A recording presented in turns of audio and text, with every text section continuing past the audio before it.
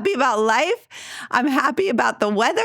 I'm happy about my birthday. Your experience of shame can improve. We're going to talk about shame resiliency. Okay, let's move on. I have an awesome resource to share with you today. Let's take some phone calls. Listen, I love it when you guys call in. What triggered me this week?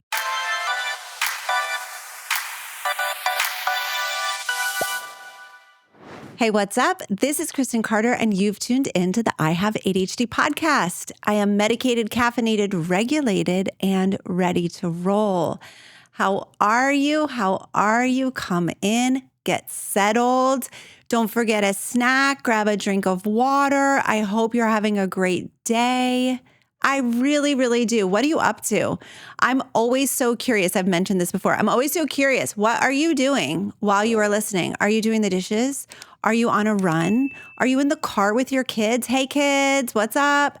I hope everybody is just living their best life. Again, I'm a little too excited for it to be spring. So this energy coming at you right now, this is springtime energy. This is almost summer energy. This is, we made it through January, February, March, and April energy. This is, I just had my 44th birthday energy. Like, I am just like, let's go. I'm happy. I'm happy about life. I'm happy about the weather. I'm happy about my birthday. Like, we're ready to roll. The emotional regulation coming in right now is like, I need to regulate these good emotions, these really intense, excited, positive emotions, because it can get a little like cagey if I'm feeling too excited. Okay, so I'll bring it down a notch and say that we're going to talk about shame today. So there, I ruined the whole vibe, saying that we're going to talk about shame. We're going to talk about shame today. It's a solo show. We're going in all kinds of different directions. I'm going to take a couple of your calls. We're going to talk about a resource. We're going to talk about what triggered me this week, all the things. We're going to start off by talking about shame, which is a very common experience for people with ADHD. And I'm going to share a win. I'm going to start off by sharing a major win. It might not sound like a win, but it is actually a gigantic win, a huge step forward for Kristen Carter's self-development. I missed a psychiatry appointment for my son yesterday. I forgot to cancel. It didn't work with his schedule. I totally missed it, and I didn't feel any shame. No, I did not shame spiral. I did not beat myself up. I did not judge myself. I got the reminder call. And I was like, oh, shoot. Not the reminder call. I got a call that was like, hey, we're waiting for you. And I went to voicemail, but you know how it transcribes it? So you can read the voicemail, and I'm reading it. It's like, hello, we're here, and you're not. And I was just like, oh, shoot. It was 100% just like oh, shoot. I forgot to cancel that appointment. No shame, no spiral, no derailing me from my day. I was in the middle of my workday and still just continued. It was just like, whoops. And I just want to say, I know that might make me sound like an asshole, and I don't mean to at all. I'm not saying that we should be jerks. I'm not saying that we shouldn't care. I'm not saying that we shouldn't be, I don't know, participants in society in a positive way. But what I am saying is that a couple years ago, that would have derailed me. I would have been so full of shame for missing this appointment. I would have felt so bad for the provider. I would have felt so judgmental of myself for screwing up my calendar. I would have felt so flawed. And I was just like, oh well. And so I just want to say, we're going to talk about shame. And I want to encourage you as we move through this episode that your experience of shame can improve. We're going to talk about shame resiliency, which I just love Brené Brown. I'm so grateful to her for the work that she has done. And she talks about shame resilience theory, which is essentially like building up a tolerance for the experience of shame. And we need that, ADHDer. We need that. And maybe you're not even familiar with the concept of shame in your body. I know you felt it. We all have. It's a very common experience, but I want you to start to notice what shame feels like. Shame is the intensely painful feeling or experience of believing that you're flawed and therefore unworthy of love and belonging and connection. It's just like, there's something wrong with me. Everyone else has it together, but I don't. There's like, I am a flawed individual. And let me tell you, if I had missed that appointment, which I've missed many appointments in my life, like I know you have too. If I had missed that appointment a couple years ago, I would have been flooded with shame. There's something wrong with me. Why did I forget this? I can't do anything right. I'm 44 years old and I can't keep a calendar correctly. Why can everybody else do this, but I can't? That is shame. That is the intense feeling of shame. And then we often have this like more layered emotional experience of like, now I feel bad that I feel bad. Like now I'm embarrassed that I'm feeling shame. So there's like multiple emotions happening at once. It's just a whole stew of disgusting, yucky emotions. And what happens to us, ADHD, if we are not able to recognize it and soothe it and build up a resiliency to it, is that it will derail our whole day. I know this has happened to you where you've had an experience that has triggered shame, and then you're just spiraling, and now you can't get any work done. You can't connect with your family. You're yelling at your kids. You're just eating ice cream. You're just scrolling on your phone to try to kind of buffer this feeling away. That derailment is what I would love to begin to interrupt. That's why we want to build some shame resilience. Is so that we don't have to go down that shame spiral, so that we can experience shame as everyone else does and move through it in a way that's healthy. People with ADHD face so many challenges with the quote unquote simple, easy things of life. And I think that this is one of the reasons why shame is such an acute experience for those of us with ADHD. We struggle with the basics. We're really good at the hard stuff. Many of us are. Many of us are really creative and inventive and have an engine that won't quit, right? So like a lot of us are really good at hard, complicated things. But in general, all of us are pretty bad at the basics of life, like organization and time management and task initiation and just like walking through life as a fully formed adult.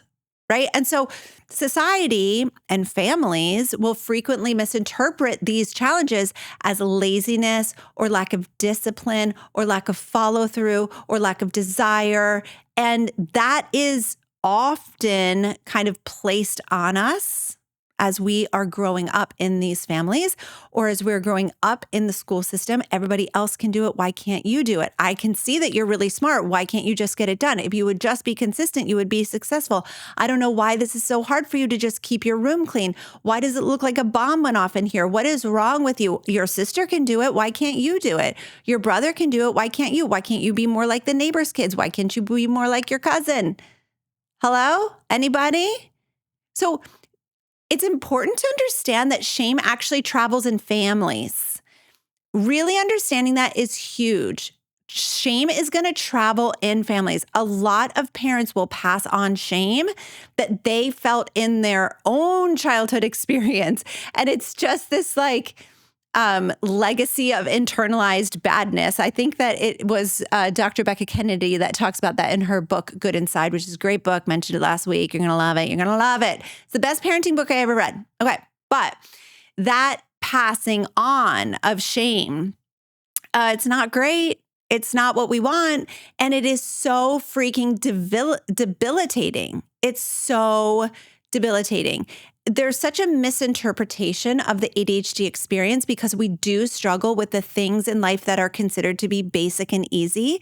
Let me tell you that the basic and easy stuff is the hardest stuff I've ever done. I've created multiple businesses. I'm on my third fairly successful company. That's so much easier than just maintaining an organized home.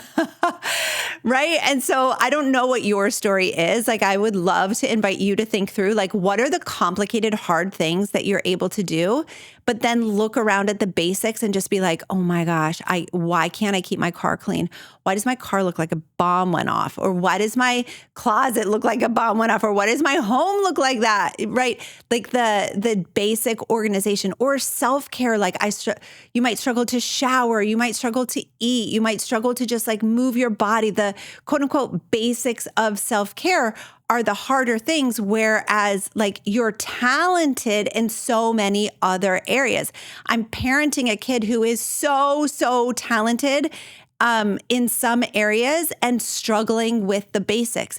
I have an opportunity to tell him, what is wrong with you? You are so good at XYZ. Why can't you just do this easy stuff? I don't get it. What's wrong with you? I could totally do that. Or I can say, you're so good at so many things and I'm so proud of you. Who cares about this stuff? Who cares? Who cares if your room is messy? I don't care. I'll help you clean it.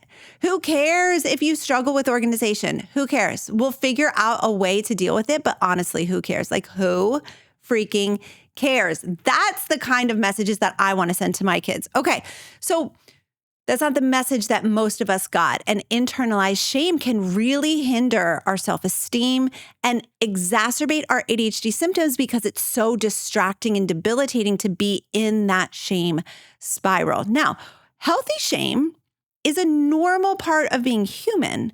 It's actually a very good thing. It shows us when we've crossed the line. It shows us when we're out of alignment with our values. It's what helps us understand our limits and live in community. That's not a bad thing, but toxic shame, it says you are the problem, not just that you're having a problem or that you're struggling, but that you are a problem. And in families, this looks like children growing up feeling like their feelings and their needs and their mistakes make them fundamentally unworthy or defective. And so if that is your experience, I want to just pull you into the room a little bit closer. I don't know what you're doing. I don't know what your life is looking like right now, but I want to pull you in a little closer. This is a common shared experience among adults with ADHD when we look through our past, when we look at what it was like to be in a friend group, what it was like to be in a school system, what it was like to be in a family that didn't understand you, the experience of shame, of feeling fundamentally unworthy or defective. That is a very common experience. And one of the things that we're going to talk about as we move through this is just knowing you're not alone is so important. Just knowing that you are not alone is so important. So it's crucial. One of the things as we're kind of like understanding shame and unpicking it and unraveling it in our lives, it's so crucial that we begin to separate moral value from your ability to perform a task. So I want you to think about the way that things were talked about in your family. Like, I can remember being told that cleanliness is next to godliness. First of all, what in the world? Like, what is that? I don't know if that was also kind of like in your family lore, but that was something that was kind of just like out there in my family, that cleanliness is next to godliness.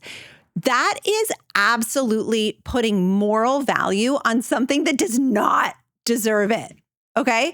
Like, being messy has nothing to do with morality. And yet, so many of you look around your home and you are feeling shame. You are feeling like there is something wrong with you. You're feeling like there's a huge problem. You're the problem because of a mess.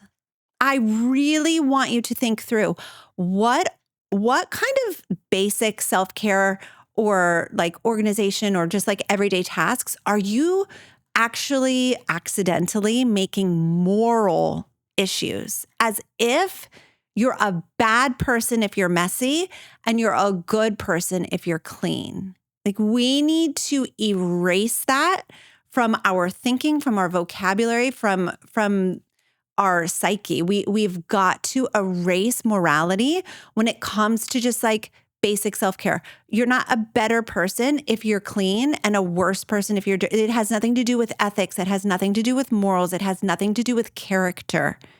There are a lot of really, really horrible clean people. Let's be honest.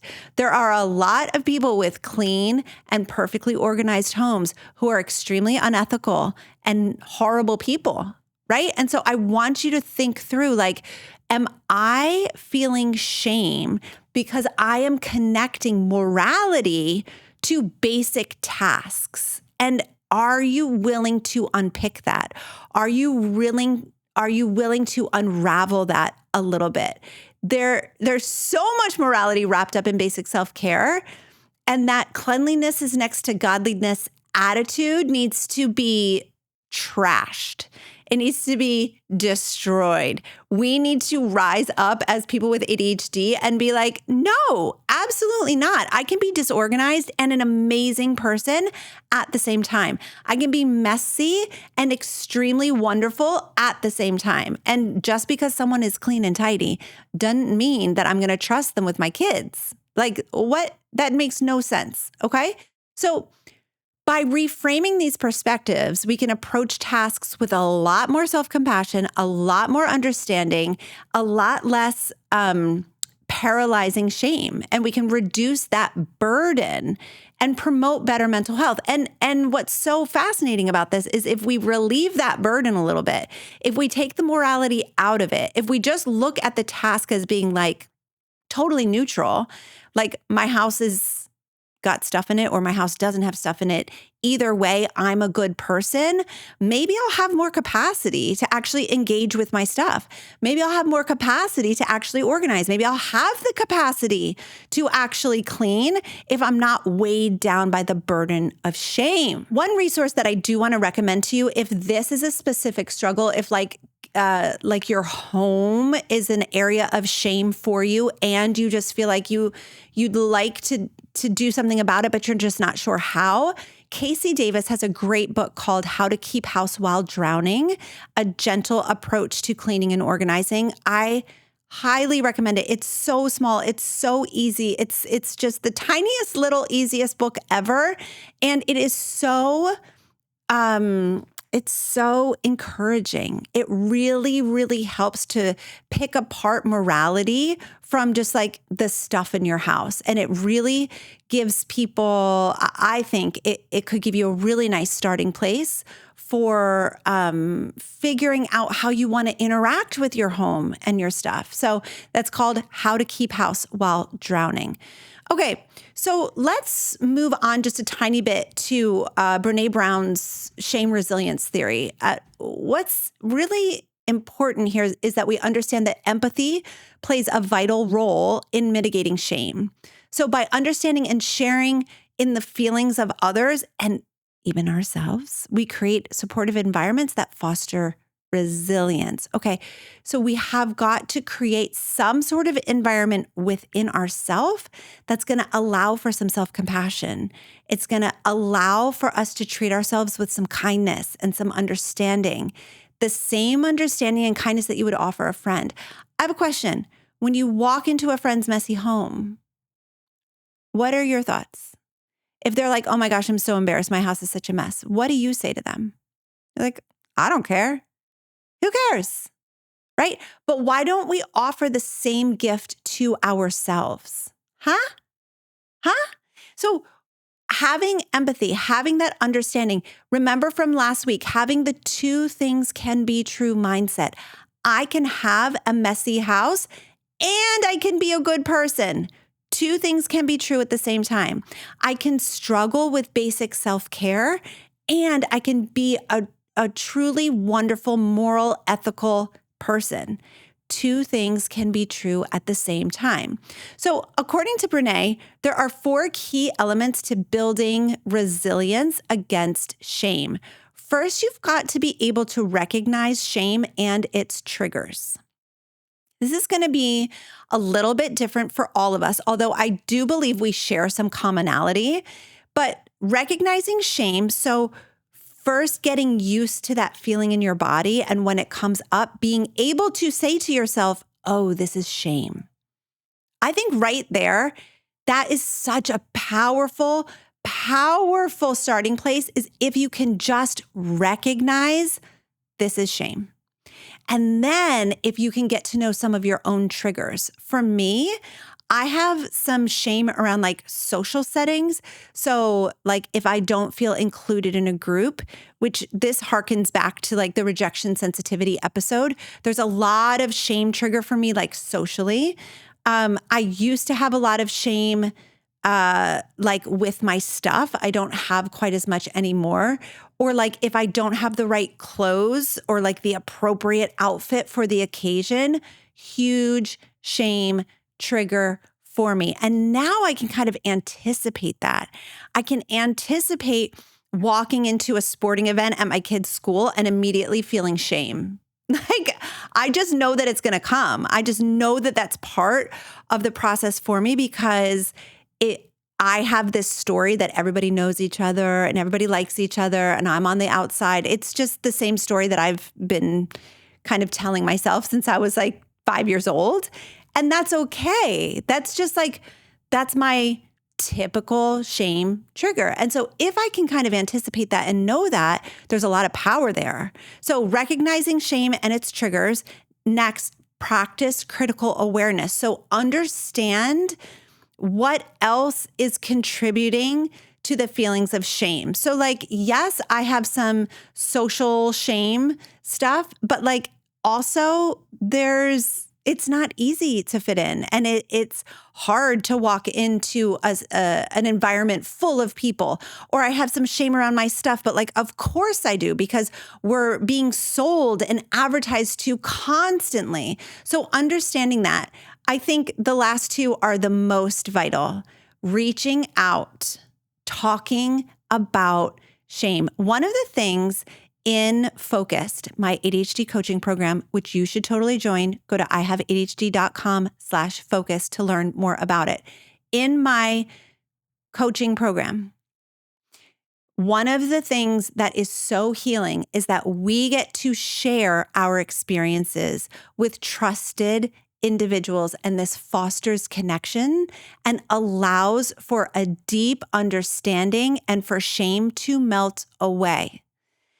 Openly discussing shame. That's number 4. Openly discussing shame and its impact. Brené says shame cannot live in the darkness. Shame cannot live in the silence. Shame cannot exist if it is spoken out loud. Once it is spoken in a compassionate, connecting environment, it melts away. And I can't tell you how many times I have witnessed this happening where one person will speak about their experience and the entire group is just like, oh my goodness, thank you so much for sharing this because you're speaking this out loud. It melts away the shame of my life. And so having community where you can talk about shame, whether that's in Focused, which I totally want you to join, or another aspect, maybe you have a group at your church, maybe you have a group at your kid's school, maybe you have a group of friends, maybe you're so lucky and you have a group of friends. I'm so happy for you. Speaking about your shame experience, it is going to help it to melt away.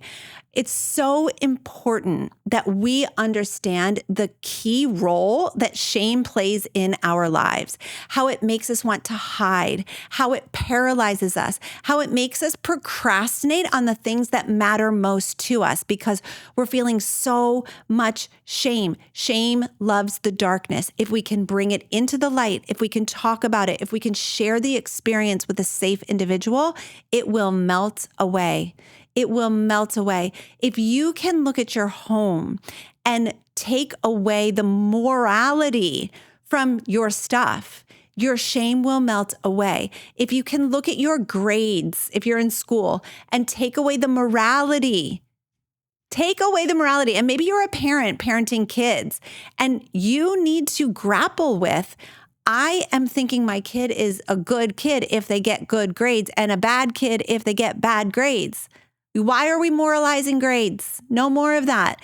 Take the morality out of things that are not actually moral. Speak shame, bring it to the light, and watch it melt away. I really hope that was helpful.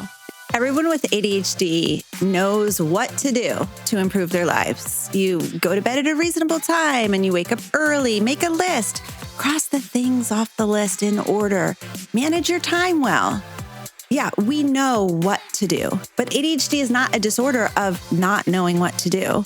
It's a disorder of knowing exactly what to do, but not being able to get yourself to do it. That's why ADHD is so frustrating.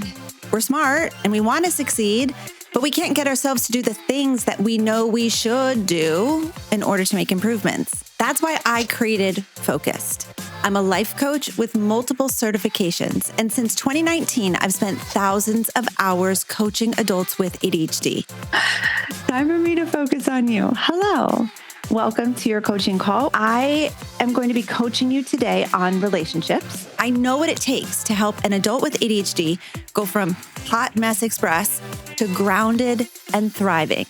Focused is my monthly coaching membership where we go deep and we get to the root cause of what holds us back with ADHD. I'll teach you how to understand your ADHD brain, regulate your emotions, and accept yourself, flaws and all. With this foundation, we build the skills to improve life with ADHD. And not only do you get skills and tools in Focused, but you're surrounded by a huge community of adults with ADHD who are also doing the work of self-development right alongside of you. Dr. Ned Hallowell says, healing happens in community, and I have absolutely found this to be true. As a matter of fact, listen to what actual Focus members have to say about being in this program. What can I say about Focused? Full community of people who have issues similar to you, and no one judge you. Focused has really supported me with my difficulties and asking for help. I've been encouraged and cheered on by the community. I really like that you can do as much or as little as you want. It's not just about the volume of the content, it's about the quality. Focus has helped me understand ADHD better. I would recommend this to anyone. I would thoroughly recommend Focused. I can confidently say that this is one of the best decisions that I have made for myself. So if you're an adult with ADHD who wants to figure out how to be motivated from the inside out and make real lasting changes in your life, join hundreds of others from around the world in Focused. Click the link in the episode description to check it out. Okay, let's move on. I have an awesome resource to share with you today.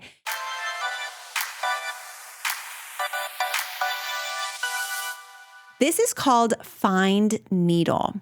Find Needle is a website, and this is for all of my ADHD besties who are tired of calling 37 pharmacies to find out where your meds are, to figure out where to find your medication. Okay, so it's findneedle.co. And it's just so simple. You plug in your medication, you see where it's in stock, you see how long it's going to take to process, and you see the costs. Bada bing, bada boom. Like very easy. For those of you who are dealing with like medication shortage, annoying pharmacies, all of the sudden, like the pharmacy not carrying it or it being out of stock and them not letting you know in advance that it's out of stock and now they have to order. It's going to be 3 days. You're going to be unmedicated for X amount of time.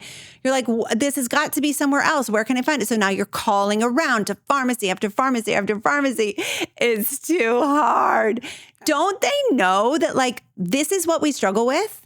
This is the part that is so enraging. I'm just filled with rage.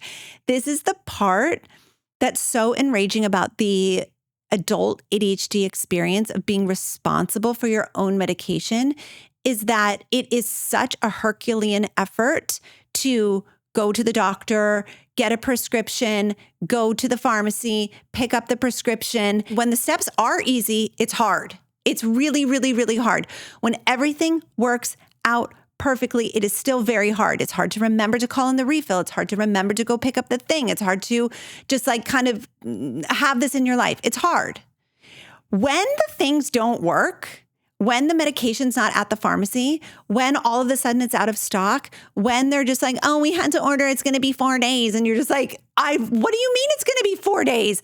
They don't let you call in prior. Like if you could call in a week in advance and say like, hey, I want to refill the med, that would be great. But they say, oh, it's too early. You can't do that. And you're just like, okay, well, I'm going to call you the day before it's out, and then you're going to tell me that it's out of stock. And I'm going to get upset because listen to my voice. It gets so high pitched when I get mad.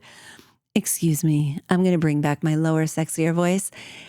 I get so freaking pissed off that this is what we have to deal with, and that our executive function is what is deficient, and it requires so much executive function to get the medication that we need in order to have executive function in order to do the things. It's so ridiculous. The whole process is so effed up.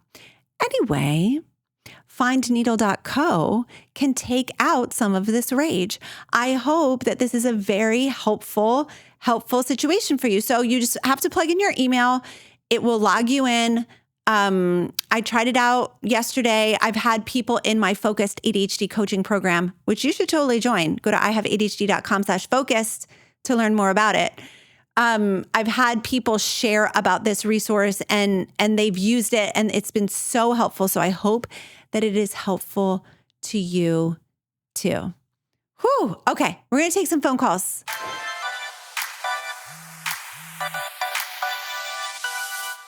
Let's take some phone calls. Listen, I love it when you guys call in. I want you to call and ask questions. I want you to tell me your story. The number is 833-281-2343. That's 833-281-2343. Yes, it's in the show notes. You can click there too. Let's hear from Scott first. Hi, Kristen. My name is Scott, and I live in Arizona. I was just diagnosed with ADHD last year. I love listening to your program. I've learned a lot. My question is, both my wife and I have ADHD, and there are times when she'll ask me a question and I'll answer her question, but it becomes a hostile situation because she interprets my answer in a way that I'm not trying to portray. She says sometimes that I'm snarky, or sometimes that I'm being a jerk, and I'm not trying to be a jerk, but she takes that like I'm being a jerk. And I think I've heard you say that there are times when you and your husband communicate, he'll just say something that triggers you. And I can't say that I know all my wife's triggers, but can you try and help me to figure that, how to be more communicative with her and not seem like an ass. I'm not intentionally trying to be an ass, but there are often times when she thinks that's what I'm trying to do. I love your show. Thank you so much. Oh my gosh. Is Scott speaking for all husbands everywhere in the world? Scott, thank you so much for calling in. And like, my friend, I was just saying to my producer, Daniel, like, Scott, you're trying so hard and we can hear it. We can. Like, you're just such a good person. So here's what I want to say. I think it is probably especially difficult to have two ADHD partners. And I don't know what that experience is like. But I can imagine that is especially kind of volatile and roller coastery and difficult. I wonder if your wife, I'm wondering a little bit about her story. I'm wondering if she is medicated. I'm wondering if she's supported. I'm wondering if she's on a self-development journey. I'm wondering if she's done any work to understand her ADHD and herself and kind of start the process of self-development with ADHD. The reason why I'm wondering that is because if so, it's going to be a lot easier to have a conversation with her about what you're experiencing. And if not, it's going to be a lot harder. So part of this maybe is inviting her into a journey. I wonder. I have no idea what your relationship is like, but it might be really helpful to say, when neither of you are triggered. So we're going to bring this up when everybody's happy. Okay. Hey, I notice that sometimes I say something and it really seems to you like I'm being an ass, and I don't want that to happen. And I'm really sorry about that. Like, I don't ever want you to think that. And it makes me sad. And I want to figure out how to not do that. I'm wondering if you would want to go to counseling together. There is nothing sexier than inviting your spouse to go to counseling, I think. I think that is the sexiest thing you can do, is say, I want to get to know you better. I want to improve this relationship. I want to make sure that I'm showing up for you in the way that you need and deserve. And I feel like going to a counselor would be really helpful with this. I think that could be amazing. I think talking in front of someone who can kind of be a mediator, who can see both sides, who can help you both to understand your triggers, I think that would be so great. If that's not an option, if that's like a big hell no, we're not doing that. I do think that it would be still really valuable to have a conversation or several conversations when you're not upset. These types of conversations need to be brought up when you're not triggered, because once you're triggered or once she's triggered, she's flooded with emotion. Her thinking brain is completely offline. She's not going to be able to reason. And it's not because she's necessarily an unreasonable person. It's because once you're triggered and set off, your thinking brain is not there. It is no longer available. And so you can't have a conversation. And so bringing it up when you're just like, everything is totally fine, and saying, hey, I notice that I really set you off sometimes by the way that I answer you. Can you explain to me what's happening for you? Can you explain to me what's happening for you in those moments? I want to understand better. I want to understand. Can you explain to me what makes you angry? I want to know. I want to know so that I can understand you better. Can you explain to me what, I don't know if she would use the word trigger, but like, I'd kind of like to get to know your triggers. Like, what do you think it is? Is it my tone of voice? And if it is my tone of voice, how does that make you feel? So just asking questions to gain understanding and to build connection when you're not upset. That is the best advice that I can give you. Also, just understanding that like she might be triggered. That doesn't necessarily mean you did something wrong. And so doing a lot of self-soothing for yourself and giving yourself a lot of compassion, like, okay, she's having a moment. I'm not really sure if I did anything wrong, but I need to take care of myself right now so that I'm not super defensive and I'm not spiraling out. So counseling, I think, would be ideal. I would highly, highly recommend. And like I said, to all of the couples listening, like, I don't think there's anything sexier than saying, hey, let's go to counseling. Let's figure out how to communicate better. Let's figure out how to understand each other better. I want to be more connected. I want to know you better. I want to understand how to have a really healthy relationship with you. Like, what's sexier than that? Nothing. Having conversations when you're not triggered, huge, huge, huge. And then self-soothing yourself in the moment, and really giving yourself a ton of compassion when you know someone else is upset. Those are the three things that I think are really going to help. Good luck, Scott. And to all the husbands everywhere, good luck to you also. All right, let's hear from Sarah. Hi, Kristen. This is Sarah, and I have been listening to the ADHD podcast for quite some time now. I was diagnosed about 2 years ago, but now going through your podcast, doing therapy and treatment, I am able to recognize lots of ADHD symptoms in my past. Anyway, the main reason I was calling was because I have issues with hyperfixating on people. You know, in the past, when we hyperfixate, or when I hyperfixate, it's been something that was like, it had a sort of timetable or an end date. You know, I could train for a marathon or a half marathon and then run the marathon, and then boom, I'm done. I don't continue running. I just give it up entirely. Because I've achieved that goal, I'm done. So unless something has a finality to it, it's going to be on a continuum. Anyway, so I'm in a new relationship and I get a lot of dopamine from that relationship. And I don't know how to not hyperfixate on that person.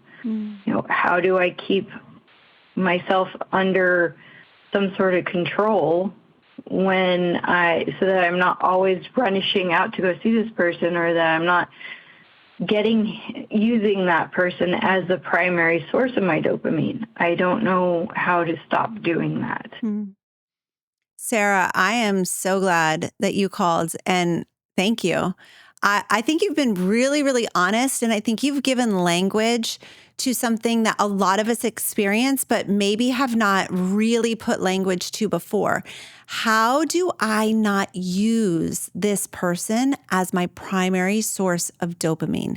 I think that's a really, really important question to answer.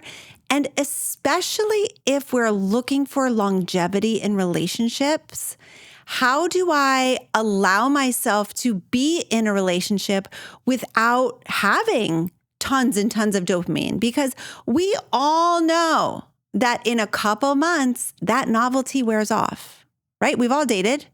We all know that you can get completely obsessed and hyper-focused and hyper-fixated on this human being. And it's just like you're flooded with dopamine every time you text, every time you call, every time you see each other, every time you touch. It's like, oh my gosh.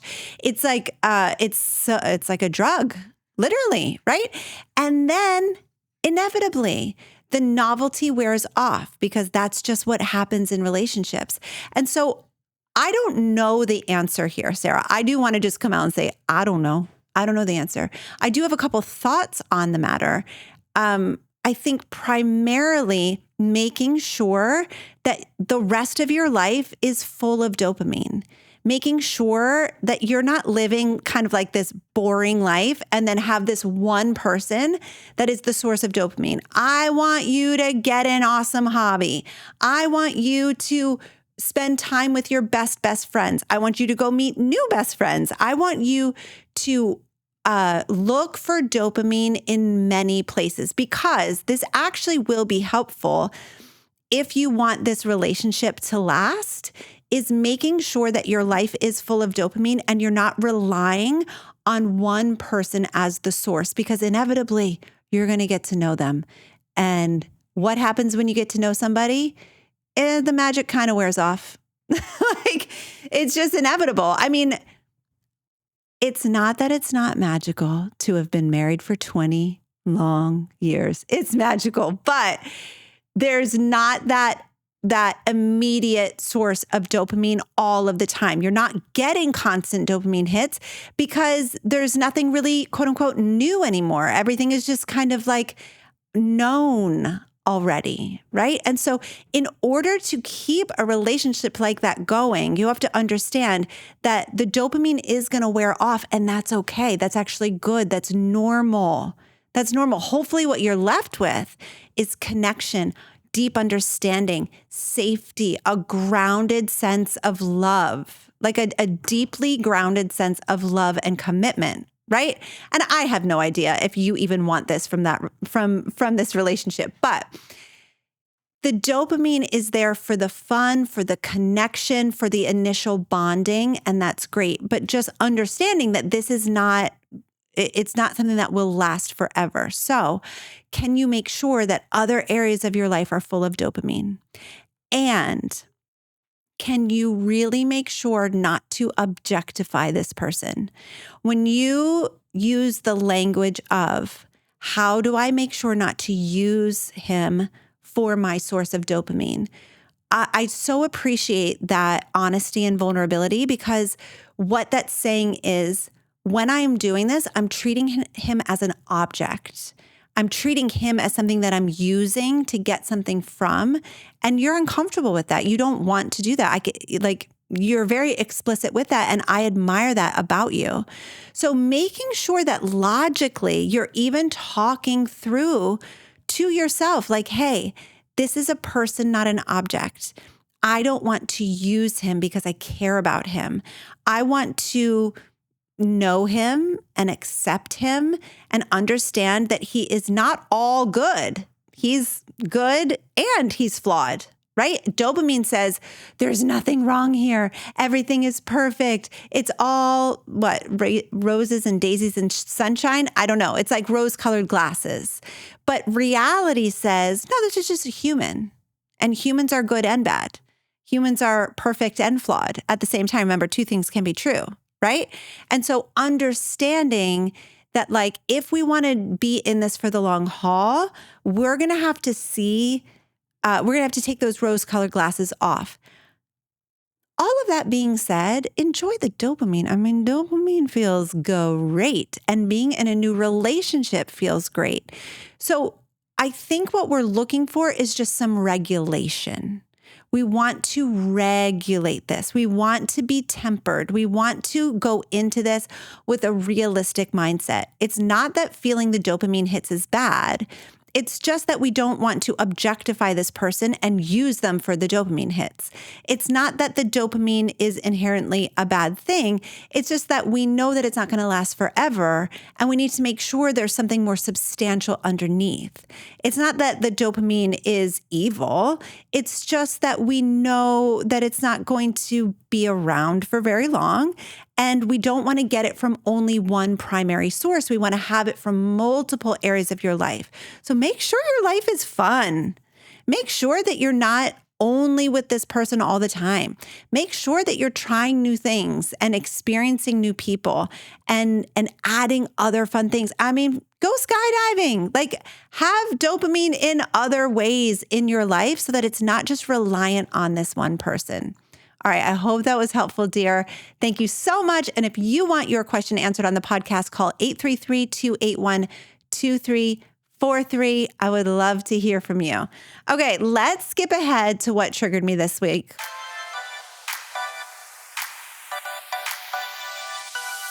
What triggered me this week? It's super boring. It's not anywhere close to as fun as last week's of me being sexist and racist. Or being told that I was. Okay, anyway, what triggered me? I got sick again, y'all. And when I tell you that it was actually triggering, it's almost embarrassing to admit it to you, but I was triggered. I was mad that I was sick. So first of all, I was sick. My son had the flu, and he's 15 years old, but he demands to be snuggled when he is sick. So I'm constantly getting these texts from him, Mommy, come snuggle with me. And when your 15-year-old boy that is taller than you, stronger than you, heavier than you, like he's just like, he's a man. He is a big, strong water polo player. When you get that text from your 15-year-old kid, you better believe I'm going up and I'm like, what do you need, baby? I'm definitely going to snuggle with him. And it was inevitable. It was my destiny. I also got the flu. So I was sick for like 2 days, but I was denying it. I was like, I'm not sick. I'm not getting sick. I'm definitely not getting sick. And then for like 3 days, I could not leave my bed. And it was in the middle of the work week. I had to cancel my work, which I feel so horrible about because I have this community of people that I love to serve, that I love to be around, that I love to coach, that I love to be in Slack with. I absolutely love to be in community with these people. And when I am sick and I can't be there, I feel a great sense of responsibility. And I know a lot of you feel this with your jobs. Like, you feel really responsible to just like show up and perform. And I couldn't. I legitimately was so under the weather. And I was ashamed about it, partially because I was just sick in January, if you will remember. And I felt like, how can I be sick again? Like, am I that unhealthy? Am I that... Which I'm not. I'm very healthy. And so I was just like, what in the world? But what's so interesting is this takes us back to the shame conversation that we had earlier. Like, I was putting on this layer of morality to my being sick, to me having to call off of work, to me having to reschedule coaching calls. I felt like I had failed. I felt like there was something wrong with me. I felt like I was inherently flawed because I was sick, which if I had a friend looking me in the eyes and telling me this, I would be like, honey, why would you ever think that? Like, you're sick, you can't help it. Of course you need to cancel. Of course you need to be in bed. But when it's me and I think that I shouldn't be human and I think that I shouldn't have any, human characteristics, like grappling with my own humanity is what I was doing. And I was feeling shame about it. Like, why was I moralizing laying in bed? Why was I feeling like I failed because my body needed rest? Oh my gosh, I slept so much. So shame for us humans, I think, is just this ever-present experience. It doesn't only come with ADHD symptoms, obviously, but I do think it hits when we can't meet the unrealistic expectations that we set of ourselves. So if I am a good coach, then I am showing up every single time for my clients and I'm never having to reschedule. Well, that's not realistic. That's not even human. That's robotic. And I am not a robot. So what I am trying to grapple with is my humanity. Can I normalize my humanity? Can I understand that being sick is just like a normal part of life and I don't need to feel shame around canceling things that I can't show up for. So I was mad at myself for getting sick. I don't know if you can relate to that. I was feeling shame because I couldn't just do my job sick. I tried to do it sick. I went in on Monday and I cried. I never cry. And I am like, I'm fully made up. I'm fully like hair curled, got the heels on, and I'm like on my way out the door to go to work, and I like beeline it for Greg's office. I'm just like, I can't do it. I'm so sick. Legitimately crying real tears. And that's when I was like, okay, we got to go to bed. Like, this is not okay. So just understanding the humanity and the human experience and processing that shame and being able to speak it out, even like as I am saying it to you, which I feel like you're a very compassionate listener. Like, I feel shame when I get sick. I hope that is something that like will help me to melt away that shame, because I want to leave this part of me like in the past. I don't want to be shame triggered every time I get sick. Like, getting sick is bad enough. Dealing with that is bad enough. I don't want also to have this layer of shame. So I'm just speaking it out. I am in my own process of shame resilience. I hope that you are also joining me in the process of building your own resilience to shame, so that we're not paralyzed, so that we're not procrastinating, so that we're not stuck or trapped in a shame spiral, but we can just like live and accept our humanity and know that our worth is not connected to our productivity. That's it. That's it for this week. I adore you. I'm going to see you next week. Bye-bye.